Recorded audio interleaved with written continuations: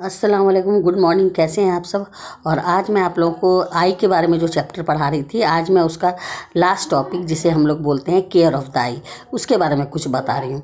ये आपको मालूम है कि आई हमारा बहुत बड़ा एसेट है और आई से हम पूरी दुनिया को देख सकते हैं। आई एक ऐसा सेंस ऑर्गन है जो कि बहुत ही वैल्यूबल है। अगर आँख ख़राब हो जाती है तो उसके लिए बहुत आदमी अंधा हो जाता है और कोई भी आदमी अच्छे से नहीं देख पाएगा, उसको बहुत परेशानी का सामना करना पड़ता है। इसलिए कुछ ऐसे प्रिकॉशंस हैं जो कि हमें लेने चाहिए और ताकि हमारी आँखें जो है वो प्रॉपर फंक्शन कर सके। तो कुछ चीज़ें जनरली हम लोग बहुत इजी वे में ले लेते हैं आँखों को, कि आँखें जो है अरे धो लिया, ये कर ले, नहीं, लेकिन हम लोगों को आँखों की बहुत ही अच्छी सी सुरक्षा करनी चाहिए। और आजकल तो आपको मालूम है कि ऑनलाइन का ज़माना है, लोग जो हैं रात दिन मोबाइल यूज़ कर रहे हैं, आँखों पर ज़्यादा स्ट्रेन हो रहा है। इसलिए हम लोग के ऊपर ये हो गया है कि हमारे आंखों पर ज़्यादा प्रेशर पड़ रहा है, ज़्यादा ज़ोर पड़ रहा है। तो हम लोगों को आंखों का रेगुलर उसका चेकअप करवाना चाहिए।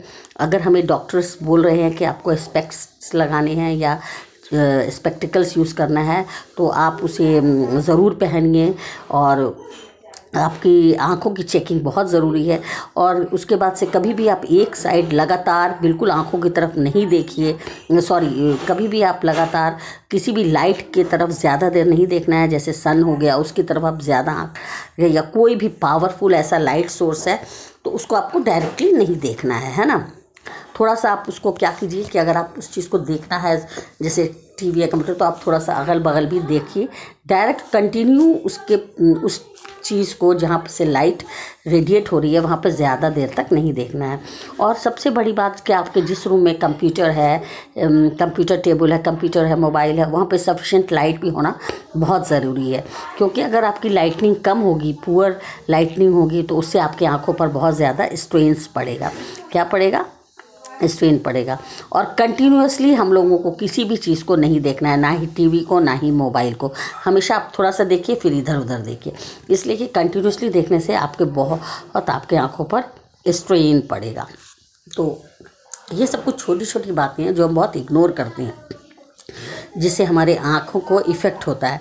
तो हमें ये सब चीज़ देखना है। और आप आजकल तो जनरली लोग 15 आवर्स या 15 to 20 आवर्स आप मोबाइल फ़ोन पे ही काम कर रहे हैं। और आपके लिए इसको डाइट पर भी ध्यान रखना होगा, यानी आपको बैलेंस डाइट लेना होगा, जिसमें आपको फ्रूट्स और वेजिटेबल्स ही ज़्यादातर लेना होगा। और विटामिन्स और मिनरल्स के नहीं लेने की वजह से भी एक बहुत बड़ा है कि आदमी को आंखें की प्रॉब्लम हो जाती है। हमेशा पोर्टेबल वाटर से और अपने आँखों को साफ़ पानी से, आँखों पर पानी के फुहारे या थोड़ा सा स्प्रिंकल ज़रूर आँखों को पानी से वॉश करते जाइए। इस तरह से आपको पता है कि कभी कभी आंखों में दो तरह की बीमारी हो जाती है। एक आपने देखा होगा जिसे हम लोग मायोपिया बोलते हैं और हाइपर ट्रॉफिया बोलते हैं। ये क्या होता है कि एक जो आपको अगर आप नज़दीक की चीज़ें नहीं ठीक से देख सकते हैं, इसका मतलब कि आपको मायोपिया है। तो ये मायोपिया में क्या होता है कि जो आपकी एयर लाइट, जो सनलाइट जो आपको जा रहा है प्यूपिल से, वो अगर आप नज़दीक से रखते हैं तो उसका तो पैरेलल रे काफ़ी दूर तक जाएगा, और जो उसका इमेज बनेगा वो रेटिना के बाहर भी चला जाएगा।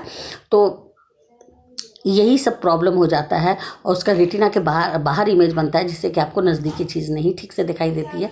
तो इसमें क्या होता है कि वो जो उसका जो पैरेलल लाइन है उसको बेंड करता है, जो स्पेरिकल लेंस, तो ताकि वो पॉइंट बनाए और जा करके पॉइंट बना करके रेटिना पर एक इमेज बनाए, है ना। तो इसके लिए हम लोगों को कनकेव लेंस यूज़ करना पड़ता है। तो ये दो एक ऐसा डिफेक्ट्स है विज़न का, एक मायोपिया और एक हाइपरमेट्रोपिया। तो इसमें क्या होता है कि मायोपिया में आपको नियर, एक होता है हाइपरमेट्रोपिया जिसे हम लोग फार साइटेडनेस भी कहते हैं, और मायोपिया को हम लोग नियर साइटेडनेस कहते हैं।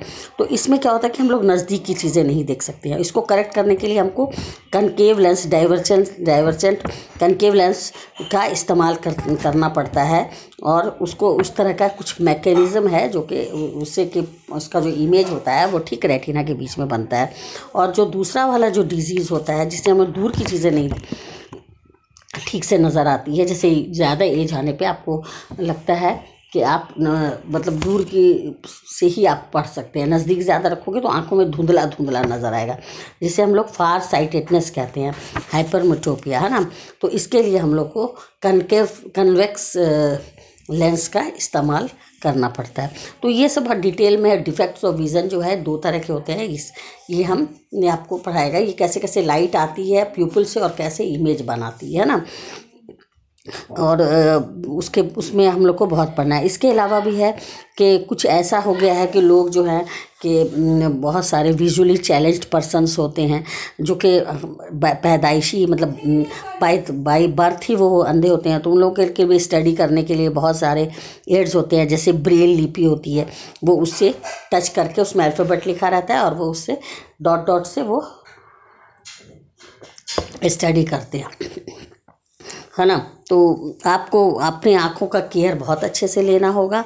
और आजकल को आपको पता है ऑनलाइन का पूरा माहौल बना हुआ है, पूरा एनवायरनमेंट बना हुआ है। हमें ज़्यादा से ज़्यादा मोबाइल यूज़ करते हैं, कंप्यूटर यूज़ करते हैं, लैपटॉप यूज़ करते हैं। तो उसके लिए हमारे आँखों पर बहुत स्ट्रेन पड़ रहा है, हमें स्पेक्टिकल्स लगाना है। तो इसके लिए आपको चेकअप की बहुत ज़्यादा ज़रूरी है। और अपने फैमिली हिस्ट्री भी देखिए कि आपकी फैमिली हिस्ट्री में अगर कोई विज़न प्रॉब्लम है तो वो भी आपको फिर आगे में प्रॉब्लम क्रिएट कर सकती है ना। ये कभी कभी ऐसा होता है कि कभी कुछ ऐसी बीमारी हो जाती है जैसे डायबिटीज़, ग्लूकोमा, कैटरेक्ट या विटामिन ए की डेफिशिएंसी। तो इससे भी आपको ये सारी आँख की प्रॉब्लम हो सकती है। और कभी कभी इनहेरिटेड प्रॉब्लम्स होता है जो कि पेरेंट्स से बच्चों को चला जाता है।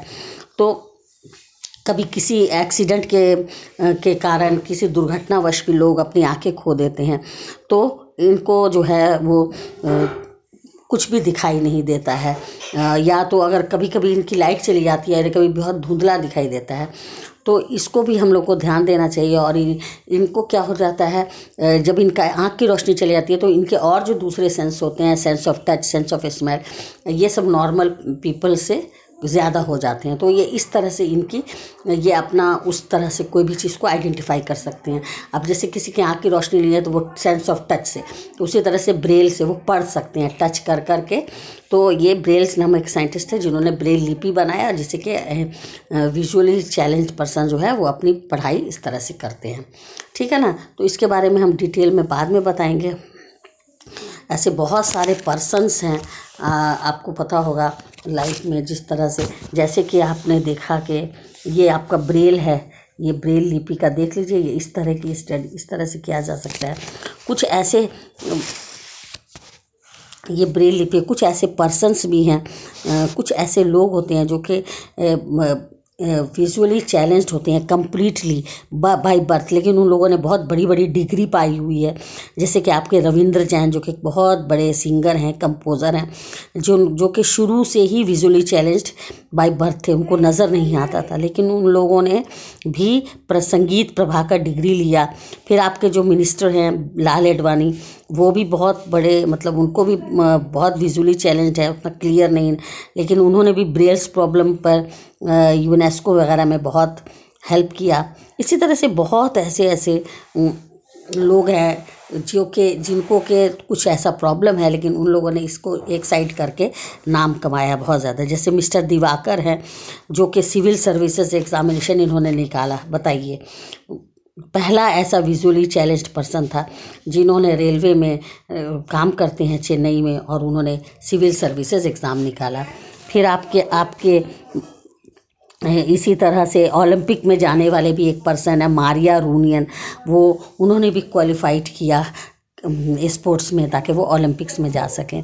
आपकी जो सबसे बड़ी जो हेलन केलर हैं, एक अमेरिकन ऑथर और लेक्चरर हैं, उन्होंने विजुअली चैलेंज पर्सन के लिए बहुत सारी बुक्स भी लिखी, और उसमें एक बुक उन्होंने लिखी है the story of my life. वो जब 1.5 साल की तभी उन्होंने आंखें गंवा दी थी, लेकिन उसके बावजूद भी उन्होंने बहुत बहुत बड़ी राइटर बनी और लेक्चरर बनी। तो ऐसी कोई बात नहीं है कि आँख चले जाने से आदमी का ये हो जाए, कोई भी वो काम नहीं कर सकता, ऐसी बात नहीं है। आँख नहीं रहने के बावजूद भी लोगों ने बहुत नाम कमाया है हर फील्ड में। तो अगर हम अपने आँखों का केयर, इसका मतलब यही है कि हम आँखों का केयर नहीं करें, हमें आँखों का अपना केयर करना है, और उसको हमेशा टाइम टू टाइम हमें उसे रेगुलर चेकअप भी कराना है। तो ये जो हम आई वाला चैप्टर पढ़ा रहे थे, ये पढ़िए, बहुत इंपॉर्टेंट चैप्टर है और हमेशा इस चैप्टर से कुछ ना कुछ क्वेश्चंस आते नहीं है, बोर्ड में आते ही है। इसमें आप ह्यूमन आई का डायग्राम अच्छे से बना लिया सीख लीजिए, उसके कौन कौन से पॉइंट हैं और डिफेक्ट्स ऑफ विज़न कौन कौन से होते हैं। जो नियर साइटनेस है, जो उसे हम लोग कहते हैं मायोपिया, जो दूर की चीज़ें दूर से हमें ठीक से नज़र आती है उसे कहते हैं हाइपरमेट्रोपिया, है ना। और ये क्यों होता है, क्योंकि जब सनलाइट की रेज जब नज़दीक से जाती है तो वो दूर तक जाएगी और इमेज बनाएगी वो रेटिना के बाहर, तो आपको नज़र नहीं आएगी। और जब दूर से चीज़ रहेगी तो फिर आपको वो इमेज पर बनाएगी, तो वो रेटिना पर ही पॉइंट बनता है इमेज का। तो मैंने जब आई का वर्किंग बताया था तो उसमें आपको मैंने बता दिया था कि किस तरह से आई वर्क करता है। और कुछ ऐसे पॉइंट्स होते हैं जब ऑप्टिक नर्व के पास जहाँ पे बिल्कुल भी इमेज नहीं बनता है, वो स्पॉट कौन सा होता है, वो होता है ब्लाइंड स्पॉट। और कौन से फोटो रिसेप्टर सेल्स होते हैं रेटिना के पास जो कि लाइट को रिसीव करते हैं, डिम लाइट को रिसीव करते हैं, रॉड और ब्राइट और कलर को रिसीव करते हैं, कोन्स। तो ये दोनों चीज़ भी आप याद रखिए। कॉर्निया का क्या फंक्शन है, आइरिश का क्या प्रॉब्लम है, आइरिश के बीच में एक ओपनिंग होती है जिसे प्यूपिल कहते हैं। ये सारी चीज़ें जो है छोटी सी चीज़ें हैं, छोटी छोटी चीज़ें हैं, लेकिन इन लोग इस चीज़ों को आपको याद करना है। ये ब्रेल है, ये ब्रेल सिस्टम में 63 डॉट पैटर्न्स होते हैं और ये जो क्या करते हैं, इसमें पंक्चुएशन मार्क सब होते हैं और ये वर्टिकल रो में होते हैं थ्री और इस तरह से जो है इंग्लिश के अल्फ़ाबेट जो विजुअली चैलेंज्ड पर्सन होते हैं वो इससे अपनी स्टडी कर लेते हैं। कुछ सीलियरी मसल्स भी आपके होती हैं आप ब्लाइंड स्पॉट के वहाँ पे जहाँ पर स्पेरिकल सेल्स है, ये क्या करते हैं कि ये स्पेरिकल जो लेंस होता है, स्पेरिकल लेंस, उसको स्ट्रेच करके रखते हैं ना। तो ये सारी चीज़ें इंपॉर्टेंट डेफिनेशन सब पॉइंट सब आपको याद रखना है।